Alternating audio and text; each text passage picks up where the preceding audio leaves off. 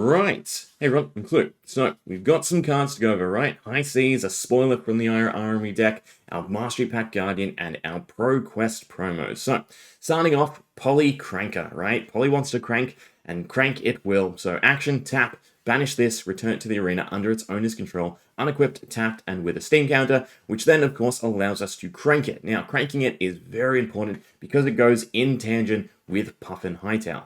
Her passive ability, the second time you crank each turn, you get to draw a card, meaning Polycranker allows you to kickstart that ability and net you that extra card quite easily.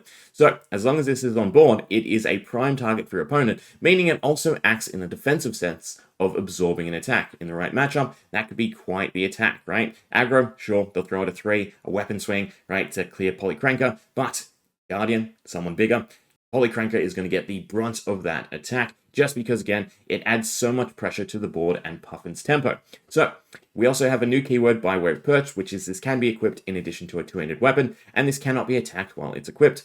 Polycranker is also a Puffin companion, right? It's not a spec, it's not a Mechanologist card, it is specifically a Puffin companion, so it's just for her, which makes a lot of sense because it goes hand in hand again with her ability. So, her main ability, action tap, destroy gold you control to create a golden cog token with Polycranker essentially means you can convert a gold on board into a positive card, right? So we bypass the 2 costs of gold, we create a golden cog, and then we can crank that cog along with Polycranker in order to net us an extra card, which means that is quite the boost in tempo. What it also allows you to do is essentially make up for the tempo you'd usually lose trying to set up items. So, for instance, we throw out a boom grenade, we crank it, we crank Polycranker, and we get to replace that item with a new card. It also enables any card that requires a crank, right? So swinging with Banksy for reference, although it's a max spec, or a card like Fast and Furious, which gets a bonus if you have crank this turn. So I am sort of expecting we see a few more crank cards for Puffin, but altogether, Polycranker is just a parrot that's gotta go for your opponent,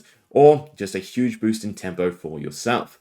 Then, for Mech, we also have our Palenter Aeronaut. Now, this is quite the devastating card. So, in base, it's a 2 for 6 that forces your opponent to block with equipment if they are able. Right, so think just a bigger T-bone. But then we have our thrice per turn instant, tap a cog you control to give it +1, and then if it's the third time you've activated this ability, you get to destroy a defending card. This makes our Aeronaut potentially a 2 for 9 that not only shreds but forces your opponent to block with equipment and then could potentially destroy said equipment. So that is quite the devastating card for you to set up. So Puffin herself doesn't quite indicate that we'll be able to maintain enough cogs. Golden Cog itself only enters with 1 steam counter and has an upkeep cost every single turn, so getting 3 of them seems a little bit too difficult, but through our Aeronaut and, say, Sky Simmer, we do have reference to cogs just in general, meaning that there probably will be a few other cogs for us to set up just as items, and these are also just Mechanologist cards, meaning that cogs in general will probably become just a Mechanologist toolkit.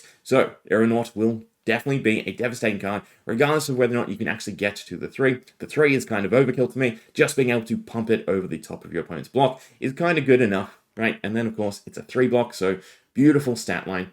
Now, for Gravy Bones, we didn't actually get anything too new for Necromancer from High Seas, but we do have our Sawbones Dockhand from our Armory deck. So Sawbones Dockhand is a 2-cost ally, right? Action, pay 1 to attack and tap. Instant tap to prevent the next 1 damage that would be dealt to a pirate or yourself this turn. So, Watery Grave, as per usual, you can play it from your graveyard. Altogether, it is a nice versatile card. It acts as a 1 for 6 on board, so think a nice big weapon, or it acts as ally protection. Now, in terms of Gravy Bones and our Compass of Sunken Depth, essentially this is a 3 for 6 of the turns played, and then again maintaining that 1 for 6, which definitely makes up for that cost. Now, it can also act as a resource for some of our other ally cards. For instance, our Paddle Faster will allow us to tap an ally that we control to give it a bonus effect, meaning that just having these versatile allies on board will definitely be a strong component to Gravy Bones' game plan. Then, for Ranger, we have our nice big hammerhead harpoon cannon. So, this is quite the extraordinary bow. Unlike normal bows, it does not load, but it is a cannon, it is pay 4, and it is give +4 to an arrow. So that is quite the repeatable buff right on board. So big arrows are definitely coming, and we of course have our big King something Harpoon. So King Kraken Harpoon and King Shark Harpoon have been revealed so far, and both of them feature the new keyword Go Fish, which is nice and amply named, right? So if it hits, your opponent reveals a card from their hand, and then depending on the card and the condition of the harpoon you're using, if they align, you force them to discard it, and you get to create a gold token. Now, if you have activated a cannon this turn, instead, you get to pick the card, meaning that you get to pump a 2 for 6 to a 2 for 10 that then gains overpower and then pressures discard. So that is quite the debilitating big arrows to go along with our Hammerhead Harpoon, which definitely makes up for that 4 cost. So a 6 for 10, overpower, pressuring discard.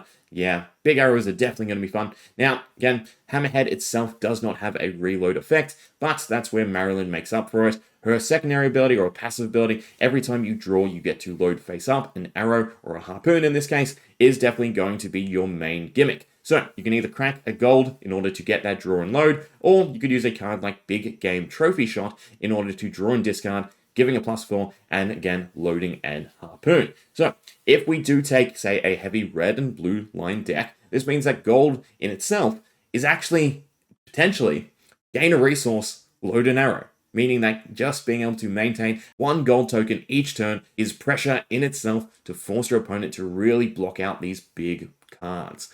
Then we have our Pirate Legendary, our gold baited hook action tap. Your next pirate attack this turn gets when this hits a hero, steal a gold token they control, otherwise create a gold token. Then at the beginning of your end phase, if you haven't created or stolen a gold this turn, destroy this and of course go again. Battle Worn, right? So altogether, this seems intrinsic to our game plans. We know for now, Puffin definitely wants to convert gold to her golden cogs, and Marilyn wants gold in order to load her arrows. So this definitely seems like a really useful card to be able to pop almost every single turn to pressure that extra gold. Not to mention in the matchups of high seas to high seas, or even high seas to say heavy hitters, being able to steal gold from your opponent and reduce their game plan is definitely highly useful. Now, the best way to probably use this is to align it with actually already having generated gold, right? Being able to stockpile gold or double pop gold or get to 3 and use blues to draw a card with gold is definitely a solid idea. So, guaranteeing that you won't meet that destruction effect because you have created gold through another means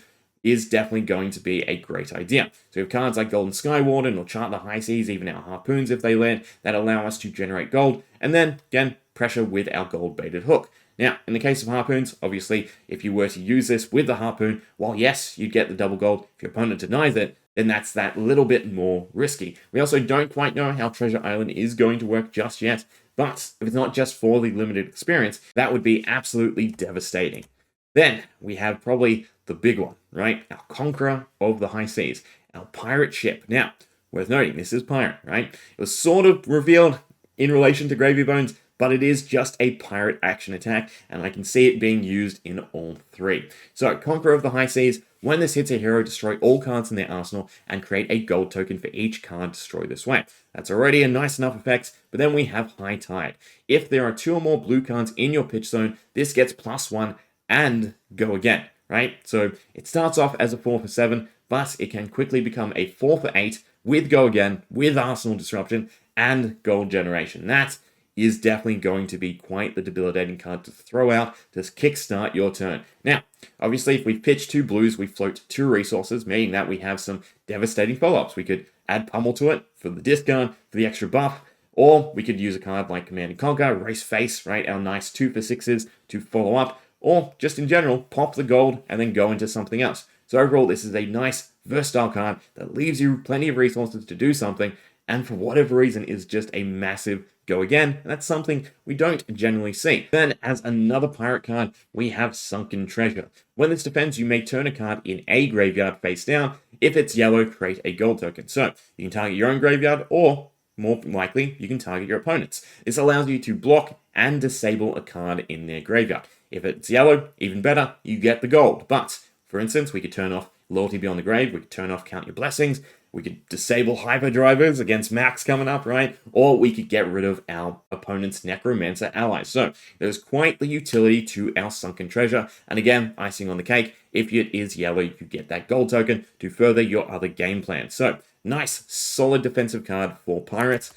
Then we have Diamond Amulet. So Think of this as our instant time snap. Now that's a little bit better because it means it won't break the combat chain if you're trying to chain big attacks together. But generally speaking, is it going to be worth it? Well, time snap doesn't see a lot of play, and this is a legendary. You can only have one copy, but the upside, it has Watery Graves, so there is some good synergy with Gravy Bones Shipwreck Looter. Through Gravy Bones' passive ability, if a blue has been put into your graveyard this turn, we can discard it, activate our Watery Grave, and then play it, right? And then again, through our hand, be able to play 2 allies, ally and attack, or some combination, which definitely does give it some level of appeal, but at the same time, is it really going to be worth it? Is it going to be something you can land well enough? Or is it just going to have the usual folly of items by way of not having any block? If you have an ally in the graveyard and can put a blue, you might as well just play the ally rather than going through the loops of setting up the Diamond Amulet. Still, we need the full lineup to see where it will actually land and how important getting that extra action point to chain 2 things together is going to be. Then in the generic slot, we have quite the interesting rare. Flying High.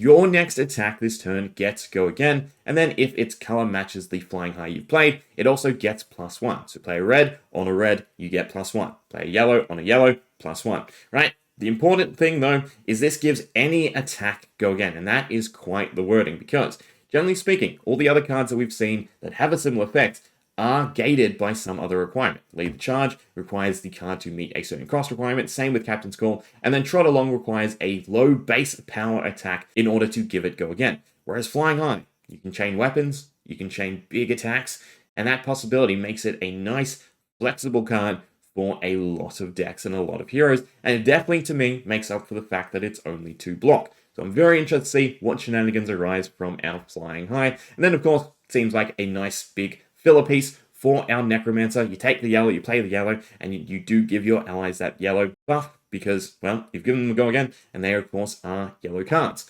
Then we have our Gold Kiss Rum. Now, this has a lot of potential, although we don't quite know how exactly it is being generated. So instant, tap your hero, destroy this, and then your next action this turn gets Go Again. So rather than just attack, this is action. Non-attack actions, attack actions, either way, they get Go Again. Does have the caveat of your hero can't untap this turn unless they're a pirate, but locking your hero out for 2 turns to give anything Go Again can again be quite the devastating card, and I can't wait to see what potential this also leads to. Then, for our Ira Armory deck, so far we've seen 1 card, and that is Enact Vengeance. It is a 2 for 6 with combo. If Edge of Autumn or a card with Vengeance in its name was the last attack this combat chain, this gets, when this hits a hero, destroy all cards in their arsenal. So a nice 2 for 6 with Arsenal Disruption that can follow on from our Edge of Autumn, or hints at other cards with Vengeance in its name, right? Also means that with Katsu, you can fetch it, or you can use it in combination with something like our new Retrace the Past to set up that Arsenal Disruption if your opponent is really trying to hold on to that card. Then for our Mastery Pack Guardian, we have quite a lot of cards, right? We have Velda, Seismic Impact, put them in their place as one of her specs, Seismic Eruption and Solid Ground, along with a few marvels, our Smelting, Binding, and Disenchantment of the old ones, a nice big shield, Testament of the Valahai, and some nice beautiful Marvel Seismic Surge tokens. We also have Bravo Flattering Showman coming as our new welcome deck and acting as a new Blitz variant of Bravo. So, altogether, these are quite the hefty amount of Guardian support. What we know for the Mastery Pack Guardian is that it will have Crush, Heave, and of course Seismic Surge support, but it will focus on Velda and Guardian versus Guardian. So, all of our old 1 cards are restricted by the caveat that they have to do damage to a Guardian hero in order to trigger. They're pretty nice effects, so it's a little unfortunate, but I feel like they're not worth going into then, right, since they won't have a wider utility to proper constructed play. But our 3 cards with Velda. So put them in their place, a Velda spec, Crush, when this deals 4 or more damage to a hero, they discard their hand, then draw that many cards, meaning you get to do some damage and you get to set up your Seismic Surge. If your opponent doesn't block it out, right, all the better. If you give it Dominate, all the better. Altogether, this looks like a nice engine piece for Velda to maintain those 3 Seismic Surge to give your cards Dominate in the next turn, as well, of course, get the discount from Seismic Surge. Then we have Seismic Eruption, a nice 0 instant to create 3 Seismic Surge tokens. Again, that's the number we want to get to for Velda. So stick it in your arsenal, your opponent goes to Disrupt, and you can just play it for free and set up Velda's next turn.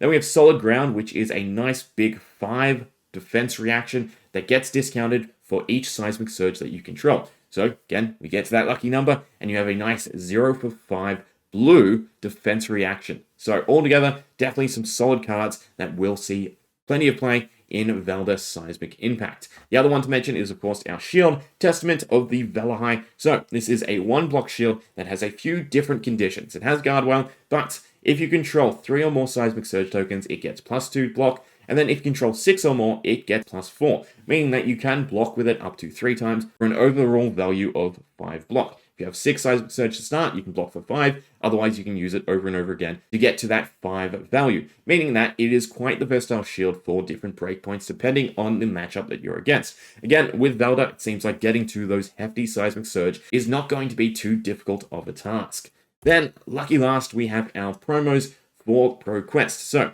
Draw a Crowd, Promising Terrain, and a Batter to a Pulp. Worth noting, Batter to a Pulp is going to be a promo exclusive. Neither Promising Terrain or Draw a Crowd were mentioned, so I'd assume that they will feature in the Mastery Pack Guardian, but Batter to the Pulp will be a promo exclusive, and it is quite the card in that. Now, we'll start with Draw a Crowd. So it's a 2-cost aura with Go Again. When this enters the arena, each hero draws a card, and then at the beginning of your action phase, you destroy it, and the next Guardian attack action card that you play gets +3 power. So, nice 3-block blue that forces our opponent to draw a card, which again, through Velda, will net you a Seismic Surge, take Earthlore Bounty, and make that 2.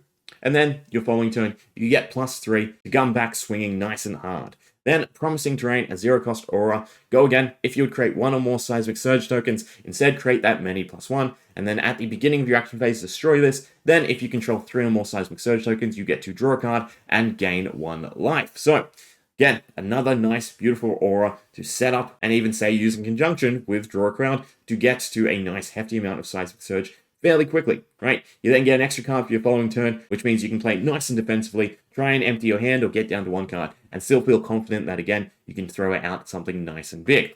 Then for Batter to a Pulp, a 6-cost attack action. If this would deal 4 or more damage, the damage can't be prevented. That is quite the tagline, right? Because if your opponent can't fully block it, and it's one of those rough matchups, like Illusionist, you then just destroy their ward, right? So that damage prevention effect is definitely nice. It changes this from just a get it below 4 to fully block it out, right? So Crush, when this deals 4 or more damage to a hero, destroy an equipment they control with no defense value. Now that in itself isn't the craziest ability, but again, that damage prevention is what really makes it hit hard. So it's a 6 for 10, it has 3 block, but as long as you do that 4 damage, the damage can't be prevented, making it quite the clearer and quite the toolkit piece for some of our Guardian matchups. So altogether, these are some very nice looking cards for Velda and Guardian going forward. But that is all we have to look at, right? So, what card are you most interested in currently, right? Can't wait to play around with our nice big harpoons.